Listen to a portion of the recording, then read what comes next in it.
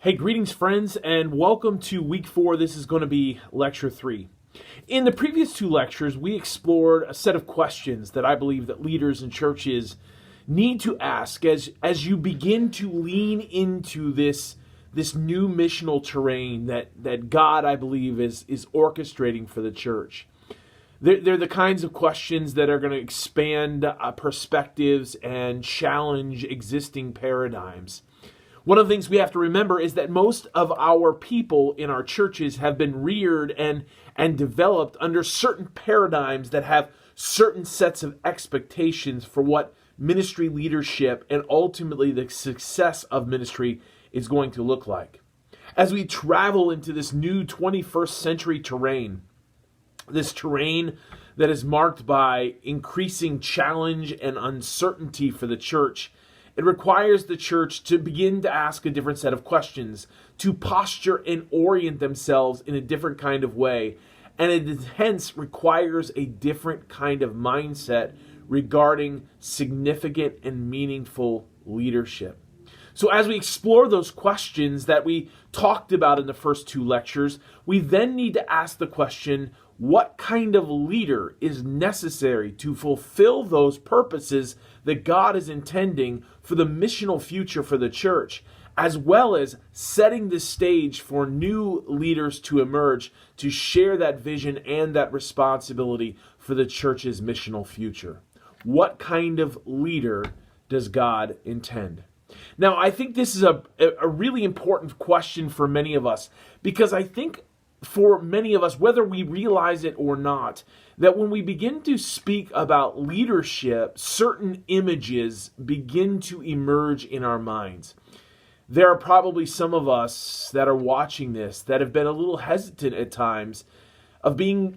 referred to or called a leader within the church, because that seems to allude to certain assumptions about the kinds of responsibilities and the person that they might be looking for in terms of leadership. It's fascinating for me, as having been a pastor and now working with a district, that when you begin to talk to churches about the kind of person that they're looking to come and lead the church, the kinds of images that we begin to muster, the kinds of default images, I think, that we seem to project upon what we believe the role of the church leader should look like. See, we have images, I think, born of addictions within our culture to certainty, predictability, and success. We want surefire, true leaders who have been successful in a number of different situations and who understand the necessary components to tweak, move, challenge, and change what is happening in an organization in order to propel that organization, hence the church, into its most significant and successful future. This addiction to certainty, predictability, and success is born of this mechanistic thinking of the world that we live in, this cause and effect kind of world, this world that is about measured outcomes, this world about manipulatable systems that if you can just get things in the right space at the right time, if you can institute the right programs, if you can organize your structures in certain ways, you will get expected results. And so we're looking for leaders. I think in our minds we believe that the best leaders will be the ones that are strong and sure, and the ones can make the hard decisions, the one who aren't afraid about having the buck stop on their desk, the ones who have this charismatic capacity, who sort of leverage this hero mentality that is brought in to correct the wrongs and reset the pathway towards a more prosperous future. They need to be both visionary and manager, the one who can see well beyond anyone else, and also the one who can manage all the details and adjust all the dials necessary to produce the kinds of outcomes that everybody longs for. And I will tell you, this image that we bring to bear within missional leadership, within ministry leadership, is an image that is often looks like the celebrity pastor or the CEO leader, or we've even got this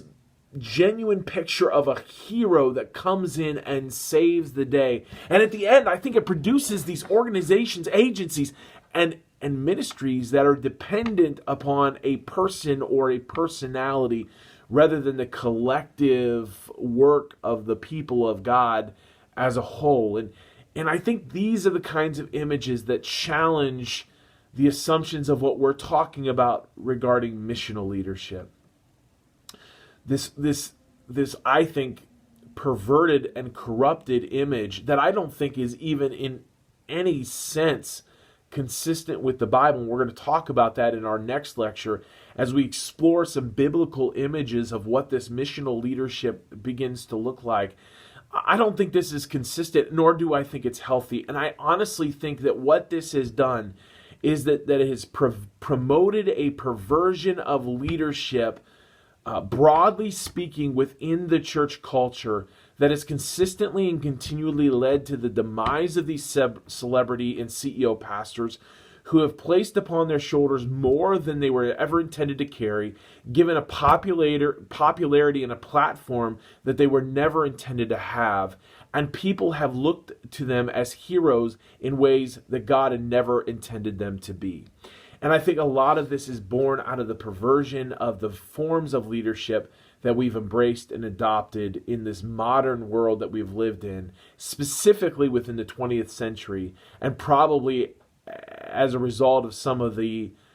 unquestioning adoptions of CEO mentalities and celebrities and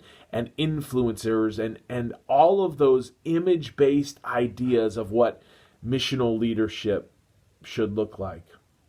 But what if missional leadership is completely different altogether? What if missional leadership is instead of a person in charge and being that person who has the gusto and the capacity and the one who can stand on the edge and lead the charge, what if missional leadership is about motivating and compelling a group of people toward a collective end? What if missional leadership is less about amassing power and exercising control and more about marshaling collective intelligence, leveraging collective gifting, and creating the conditions for collective discernment and action toward a meaningful kingdom-oriented end? What if that's what missional leadership looks like? Instead of this hero that rises to the top and leads people towards their greatest future and